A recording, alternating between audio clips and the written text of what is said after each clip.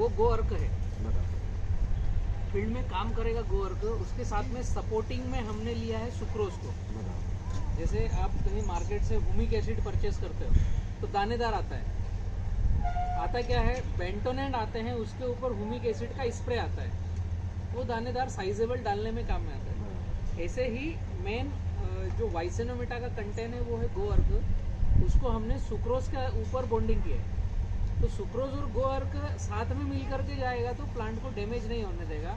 Single sucrose दिया, जैसे अब 10 लीटर गन्ने का रस और 100 लीटर पानी, तो इसमें भी सुक्रोज है।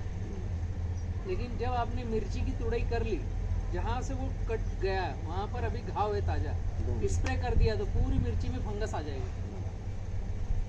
आपने 100 लीटर पानी में 2 किलो गुड़ डालकर स्प्रे कर दिया, टमाटर की तुड़ाई हो चुकी है तो पूरे टमाटर बिगड़ जाएंगे, फंगस आ जाएगी। तो सुक्रोज काम का है लेकिन सिंगल मिठास काम की नहीं है, उसके साथ में गो अर्क चाहिए। सुक्रोज मतलब क्यों हुआ था? अपने बगल में गन्ने का खेत था, उसमें कीटनाशक स्प्रे किया ना तो तुलसी वगैरह तो पूरे पत्ते खत्म कर देगा, उसके ऊपर आपको सुक्रोज देना ही पड़ेगा तो वो एनर्जी आएगी।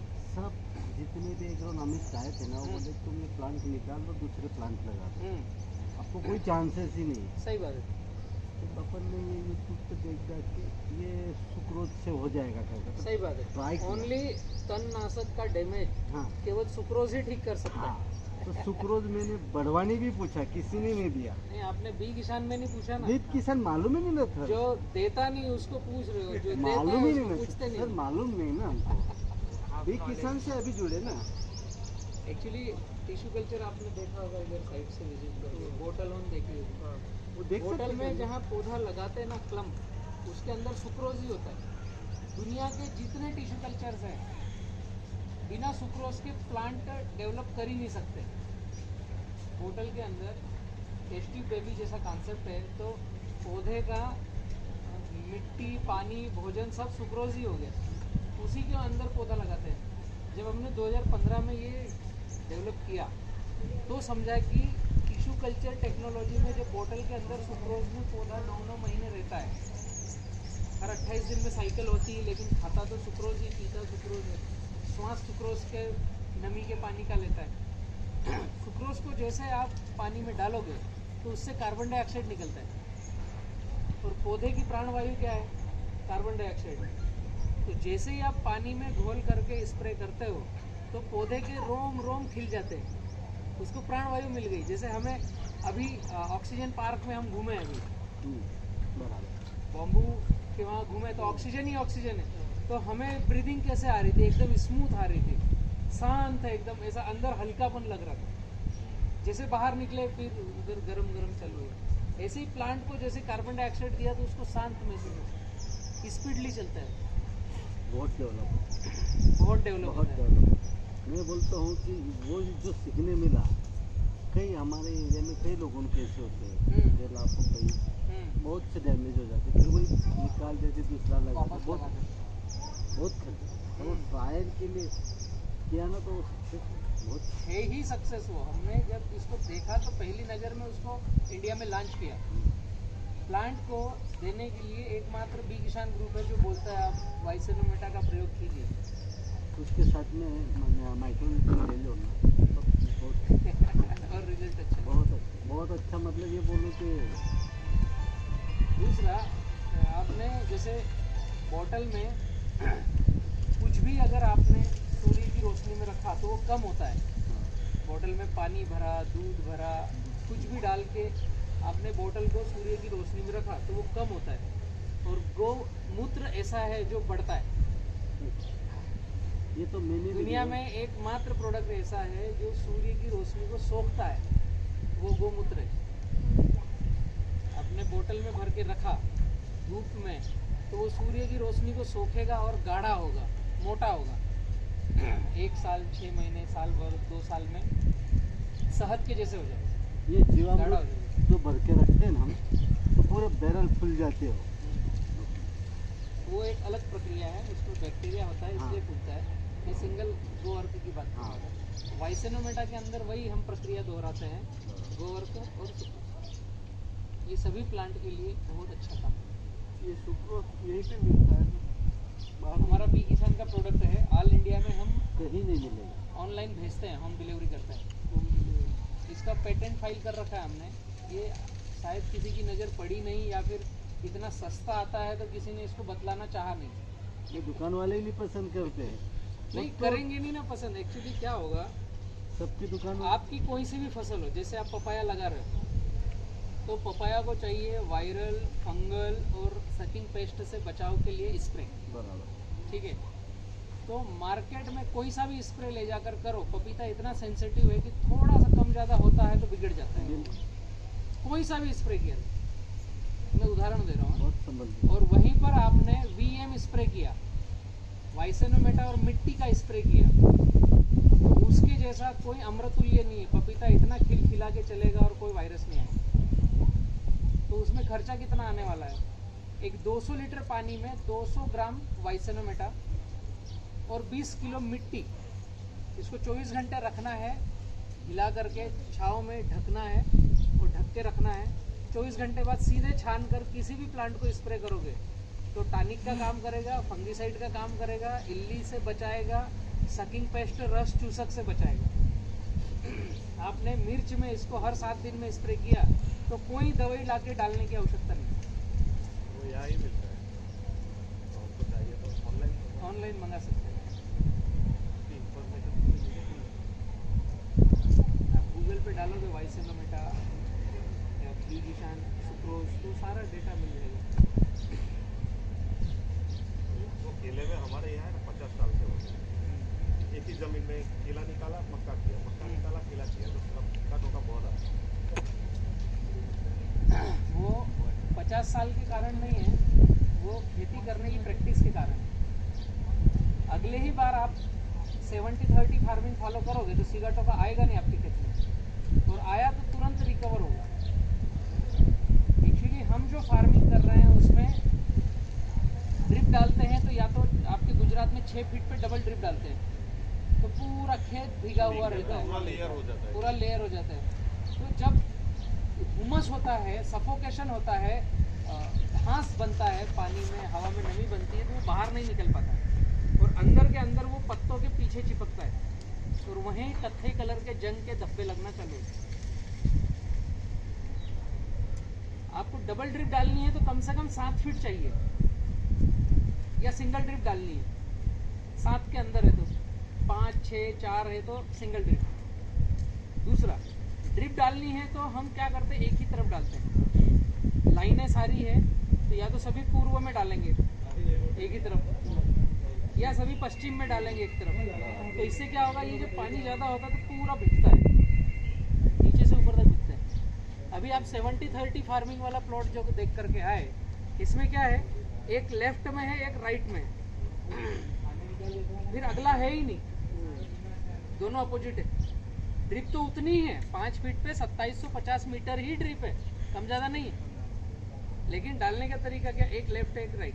तो जब ज़्यादा इरिगेशन हुआ तो ये भीग गया है ना, ये खाली है, ये सूखा है, क्योंकि इसका पानी थोड़ा सा आएगा जरूर बाहर, लेकिन सेंटर में क्रैकिंग है। ये क्रैकिंग से क्या होगा कि जब सफोकेशन होगा तो हवा में जो घास है, नमी है, वो ये सूखी जमीन सोख लेगी, तो आपके पत्तों तक वापसा नहीं जाएगा, तो सीगा टोका पत्तों के नीचे चिपकेगा नहीं। 70-30 फार्मिंग फॉलो करते हैं, उस खेत में सीगा टोका आता ही नहीं। और जब बारिश ज़्यादा होती है, जुलाई अगस्त में जब झड़ी चलती है 5-5, 7-7 दिन की, तो हवा में नमी रहती है, तो उस समय थोड़ा बहुत आया भी तो रिपेयर जल्दी होगा। जैसे ही टेम्परेचर ठीक हुआ, सीगा टोका ठीक हो जाएगा। और जिन खेतों में 70-30 फॉलो नहीं करते हैं, वहाँ पर सीगा टोका आता ही है, वहीं रहता है, घर बस्ती बनाकर रुकता है, आता ही है। कितना स्प्रे करो, वो मन समझाने के लिए बेनोलाइल है, आपका नेटियो है, फफूंदीनाशक है, टिल्ट है, सब मन समझाने के लिए। डालते हैं, कितना कवर होता है, स्प्रे करते रहो बस। कवर कितना होता है, मौसम सही होता है या खेत में पत्ते कम होते हैं, जब भी ठीक होता है। अल्टीमेट अंदर बाहर होने के लिए, हवा के लिए रास्ता चाहिए। आपने नोटिस किया वो ठीक होता कब है? जब पत्तों की संख्या कम हो और मौसम ठीक हो, टेम्परेचर बढ़े, तब ठीक होता है। तो वो तो ऑटोमेटिक हुआ ना, आपकी दवाई ने क्या ठीक की? तो बड़ा एरर है एग्रीकल्चर में, ऐसे ही चलेगा।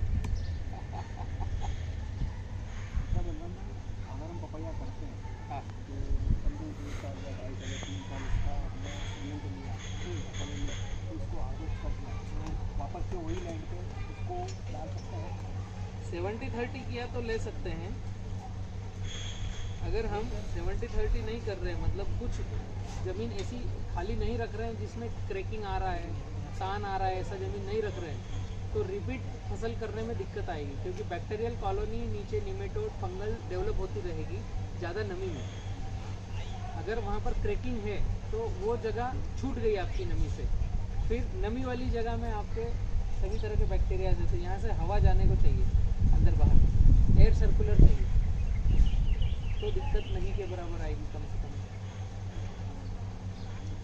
अच्छा, रेसिपी पानी जो आपने बताया, तो जो वाटर फर्टिलाइजर है तो उसका कैसे यूज करें? रेसिपी जो ड्रिप से ही फर्टिलाइजेशन करते हैं आपने रेसिपी में तो मिट्टी का वगैरह जो बताया वो तो हाथ से ही अप्लाई करना पड़ेगा उसको, जो प्रोसेस करके डालते हैं। तो हमें समझा हाथ से नहीं और ड्रिप से फर्टिलाइजेशन करना हो, उसके लिए एसिड ट्रीटमेंट करना पड़ेगा। उसका फार्मूलेशन है 10:1, मतलब हमें डीएपी डालना है ड्रिप से, और उसके बाद में आपका फाइन टच होगा रेसिड्यू फ्री करें कैसे डीएपी डालते हुए, दोनों चीज़ें। तो डीएपी जैसे हमने लिया तो वो घुलनशील नहीं है, बेस्ट फर्टिलाइजर है, हार्ड फर्टिलाइजर है, ठीक है। डीएपी की जगह समझा आपने ये ले लिया 12 उसको ही मैं कंप्लीट करता हूँ। 12 लेने की आवश्यकता नहीं, बहुत कास्टली है। 10:1 का हमें एसिड ट्रीटमेंट करना पड़ेगा। 100 लीटर पानी, 10 kilo DAP, 1 kilo phosphoric acid, ये रेशो हो गया 10:1। 100 लीटर पानी, 10 kilo DAP, 1 litre phosphoric acid, ये अगर डाल करके हम उसको घोलते हैं तो पूरा घुल जाएगा। नीचे पेंदे में गाद बचेगी, एक 10 किलो में से आपकी 1-8 किलो 1.5 किलो, तो वो कुछ काम का नहीं है, वो रॉक है। ऊपर का पूरा ड्रिप से चल जाएगा 100% घोल करके, और वो 1261 से ज़्यादा काम करेगी। अब इसको रेसिड्यू फ्री में लेना है। 1% का कॉम्बिनेशन उसके अंदर, 0.1% का कॉम्बिनेशन होना चाहिए। जैसे आपका मोटर पंप 5 HP का है तो 1 घंटे में 35,000 लीटर पानी देता है, तो 35,000 लीटर के सामने कितना फर्टिलाइज़र जाना चाहिए? तो 3.5 किलो फर्टिलाइज़र जाना चाहिए, तो रेसिड्यू फ्री में काउंट होगा। मोटर पंप के अंदर आपके पानी की क्षमता 35,000 लीटर है, और उसमें 3.5 किलो तक का फर्टिलाइज़र आपने मर्ज किया, तो वो आटे में नमक समाने जितना होता है, एकदम कम से कम होता है। मतलब आपको ये 10 किलो डीएपी वाला पानी फर्टिलाइज़र 3 घंटे 5 हॉर्स पावर की मोटर पंपिंग करेगी, इतनी देर में धीमे धीमे खाली होना चाहिए। इसको बोलते हैं माइक्रो इरिगेशन, माइक्रो फर्टिगेशन। तो ये जो फर्टिगेशन आपके खेत में जाएगा, तो हर बूंद पानी के साथ एक छोटी सी मात्रा फर्टिगेशन की जाएगी, तो जो किसी भी बैक्टीरिया को दिक्कत नहीं देगी, किसी भी मिट्टी को ख़राब नहीं करेगी, और प्लांट अपने पानी के साथ उस भोजन को उठाते जाएगा। तो ये रेसिड्यू फ्री फर्टिगेशन इरिगेशन वाली टेक्निक है। फार्मर क्या करते हैं कि 1 घंटे में 2 बोरी खाद चल के बाहर निकलने को चाहिए, मुझे शादी में जाना है, मुझे घर पे जाना है, मुझे पिक्चर देखने जाना है, तो ये पूरे फील्ड की तासीर को बिगाड़ देता है।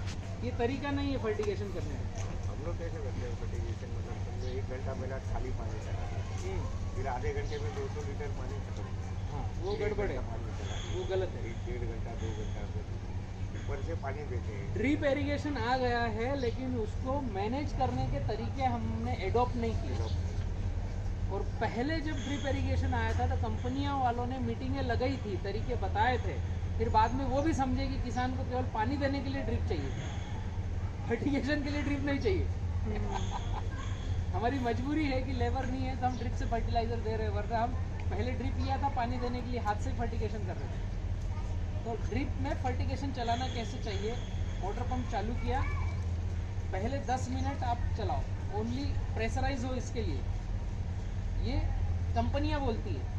मेरा कहना है कि पहली बूंद के साथ फर्टिगेशन जाना चाहिए और आखिर बूंद के साथ फर्टिगेशन बंद होना चाहिए, कोई प्रेशराइज नहीं, कुछ नहीं। जैसे ही मोटर पंप का पानी आया, आपका वेंचुरी चालू, पहली बूंद गिरेगी वो फर्टिगेशन को लेकर के गिरेगी, तो इसकी मात्रा कम रहेगी। आखिर बूंद गिरेगी वो फर्टिगेशन को लेके गिरेगी। आपको एक 200 लीटर के बैरल में 25 किलो फर्टिगेशन घोल करके आपने रखा है, उसको चलाना है, तो कम से कम उसने 8 घंटे में खाली होना चाहिए। Slow slow slow slow slow. Israel ऐसा ही करता है। इजराइल से हमने ड्रिप ले ली, उसका गाइडलाइन कुछ लिया नहीं। हमारे यहाँ 4 लीटर का ड्रिपर रहता है, तो हमें लगता है कि केले में सही पानी देगा। इजराइल में 300 ml पर ड्रिपर का डिस्चार्ज है, 300 ml। तो ड्रिप भी चलाता है और इसी ड्रिप पर जो फ्लड भी चला देते फ्लड भी चलाते हैं ये। तो उससे क्या होता है, इधर ड्रिप चल रहा है, इधर फ्लड का पानी दिया, तीसरे दिन पत्ते झुक के खत्म। फिर बोलते हैं गर्मी से मेरा प्लॉट खत्म हो गया, फिर ऊपर वाले को गालियाँ देंगे, 2 अगरबत्ती कम लगाएंगे। वो उनको ये पता नहीं कि ड्रिप से भी ज़मीन पूरा, वहाँ पर मैंने नमी किया और जो ज़मीन में क्रैकिंग थी उससे फ्लड से पानी दे दिया। अब नीचे हवा जाने के लिए जगह नहीं है, तो पत्ते पूरे ड्रॉप हो जाएंगे, उल्टा जो पौधा अच्छा चल रहा था वो खत्म हो जाएगा। और स्लो इरिगेशन, स्लो फर्टिगेशन में क्या होगा, ज़मीन में नमी बनी हुई रहेगी। आपने 4 लीटर डिस्चार्ज है और एक पौधे को मैंने बोला कि 25 लीटर पानी देना है, तो कितनी देर चलाओगे? 1-1 फीट पे ड्रिपर है, तो मैक्सिमम क्या हुआ, 5 फीट ड्रिपर, 4 लीटर डिस्चार्ज है, तो 5 से 20, 1 से सवा घंटा पानी चलाया तो आपका 25 लीटर पानी हो जाता है, कीचड़ हो जाता है। आपको अब वाल बदलना है, इसकी बजाय आपने कम डिस्चार्ज का रखा, 600 ml का रखा, तो क्या हुआ, वही ड्रिप, वही मोटर पंप आपका 1 घंटे की बजाय 6 घंटे चला, तो 20 लीटर पानी गया। ऐसा ही हुआ। आपको 6 वॉल में 1 घंटे इस वॉल को पानी दिया, अगले घंटे उस वॉल को पानी दिया, अगले घंटे उस वॉल को पानी दिया, तो मोटर पंप तो उतना ही है, लाइट भी 8 ही घंटे है, पानी निकालने वाला पंप एक ही है आपके खेत में।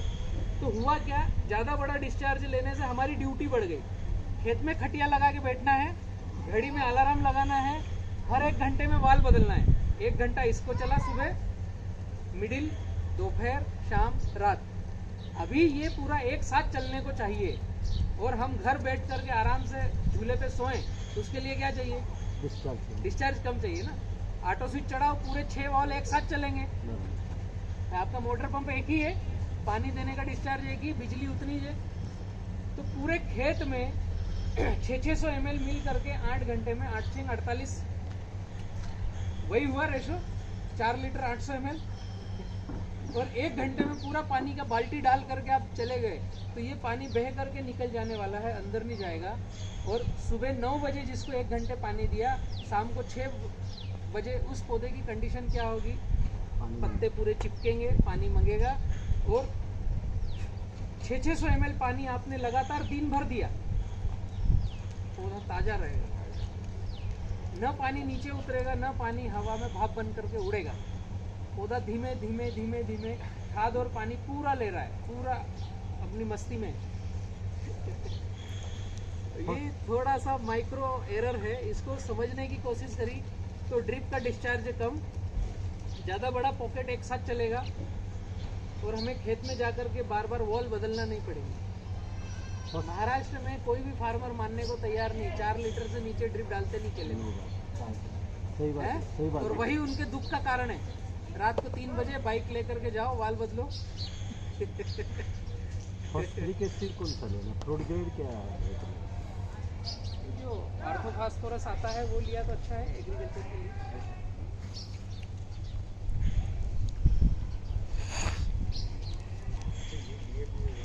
DAP के लिए बताया, वैसे ही हम लोग को पोटास देना है। पोटास के लिए सल्फ्यूरिक ट्रीटमेंट करना पड़ेगा, पोटास फास्फोरस में नहीं घोलना चाहिए, उसको सल्फ्यूरिक एसिड में घोलना चाहिए, वो भी 1:10।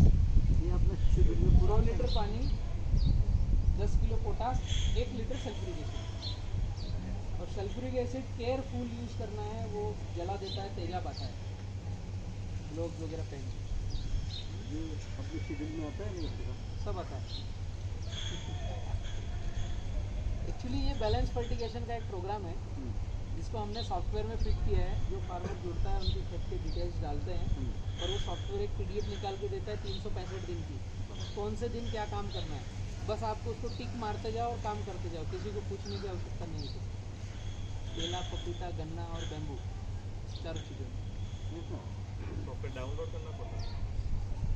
अभी उसको ऑनलाइन नहीं किया हमने, आपको फिजिकल ऑफिस से फॉर्म बुलवाना है, फॉर्म का फोटो कापी निकाल कर वो फॉर्म में आपके खेत की जानकारी भरना है और उसका फ़ोटो ऑफिस के नंबर पे भेजना है। तो वो उस सॉफ्टवेयर में डालकर फिर आपको मैसेज भेजेंगे कि आपका डोज का शेड्यूल ये है, मिट्टी कैसे, पानी कहाँ का, pH क्या, कार्बन परसेंट क्या, पिछले साल क्या लगाया था, अभी क्या लगा रहे हो, वो सारी जानकारी पूछेंगे। उसके हिसाब से डोसेज देंगे। चलूँ ना फिर यहाँ से बाहर निकलोगे रोड की आपको, जैसे हम जिधर से आए उस गांव के आगे आएगा तलुन, वहाँ पर राइट में किसान पाठशाला का ऑफिस है। यहाँ से 8 किलोमीटर।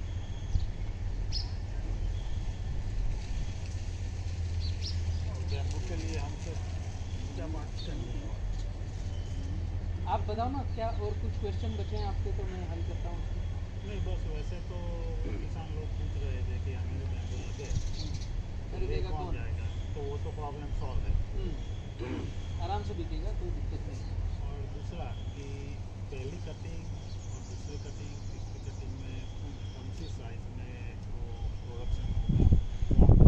आपको क्या करना चाहिए, बालकुआं अगर लगाया आपने तो राइजोम वाला पौधा लगाएंगे तो तीसरे साल 25 टन आएगा, चौथे साल 35 टन आएगा, पाँचवें साल से 40 से 50 टन के ऊपर फिर आता रहेगा। हर साल 50 टन प्लस आएगा 5वें साल के बाद बालकुआं का।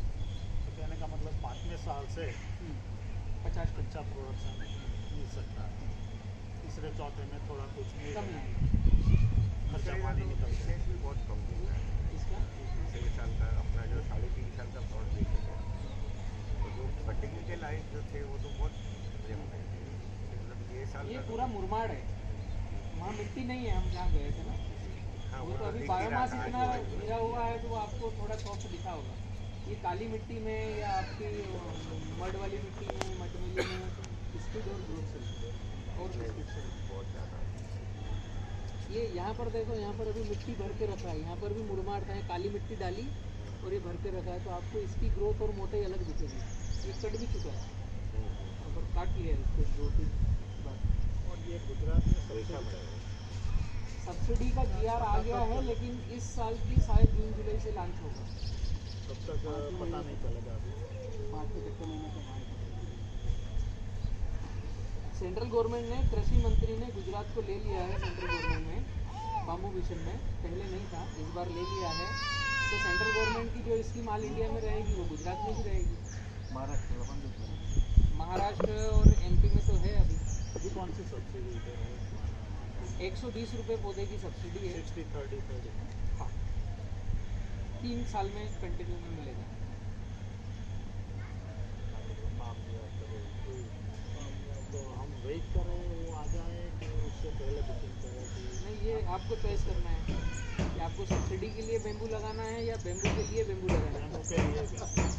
दोनों के लिए तो आप बेम्बू लगा दीजिए। वैसे भी पानी का और तकलीफ है। 2021 का बिल रहेगा वो वहाँ पे मान्य रहेगा। और रेवा फ्लोरा ऑलरेडी बाम्बू मिशन में सदस्य है, तो हमारे यहाँ के बिल्स और प्लांट सारे ऑल इंडिया में मान्यता प्राप्त है बाम्बू मिशन। तो जुलाई में जो सब्सिडीज आएगी उसमें आपकी फाइलअप लग जाएगी, आपका खाता कचरा, पक्का बिल, पौधे की संख्या, वहाँ आकर के वो फोटो